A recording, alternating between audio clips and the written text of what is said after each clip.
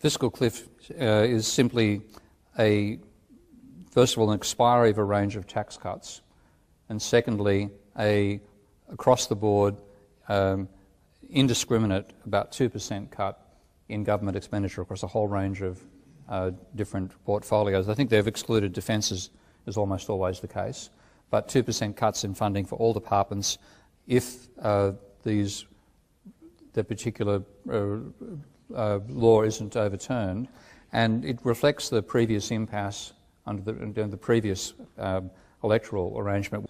And because they couldn't reach a compromise about what they call the debt ceiling, which was the maximum level that government debt was allowed to get to, then Congress passed a motion that meant that if they didn't have a organised way to reduce government debt within a year's time, then at that point an automatic 2% cut would be applied across all portfolios. And that would be a bit like instantly trying to turn America into Greece, from my point of view. It's an insane idea. But if you have the usual level of political logjam that applies in Washington, it'll happen because both parties will fail to reach an agreement and what sits on the statute books will come into effect. I have to go back to saying where does the crisis come from to begin with. And we have a financial crisis caused by excessive levels of private debt. So a huge private debt bubble which has been going on in America really pretty much at the end of the Second World War, but distinctly as a rate of growth of private debt exceeding the rate of growth of the economy, becoming serious from the mid-1980s on. So you had private debt beginning at 45% of GDP back in 1945 and reaching 303% in 2009. Now it's declining through foreclosures, wiping out a large part of household debt, the financial sector deliberately paying its debt down. So you've fallen from about 300% of GDP to 250% of GDP. Now, the reason this has led to an economic crisis is that total spending in an economy is the sum of income plus change in debt. But what that means is when you've got private debt rising, expenditure exceeds incomes.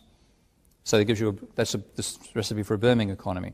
When you have debt being paid down, expenditure is less than income, and that gives you a depressed economy. So you've got people actually taking money out of circulation by paying the debt down. You're reducing the amount of money in the economy and reducing demand at the same time, hence the slump America's been in since 2008.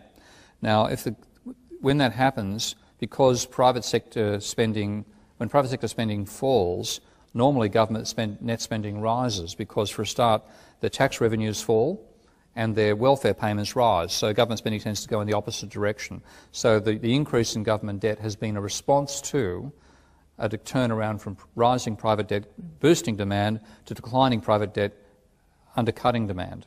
So it's a bit like my best analogy is always an air conditioning system. If you have a room which is freezing, then the air conditioner comes on to warm it up.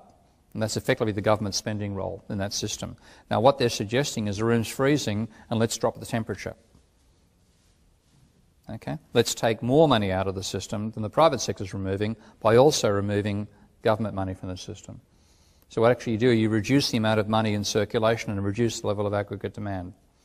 And that is supposed to be the solution to a problem where there's not enough aggregate demand.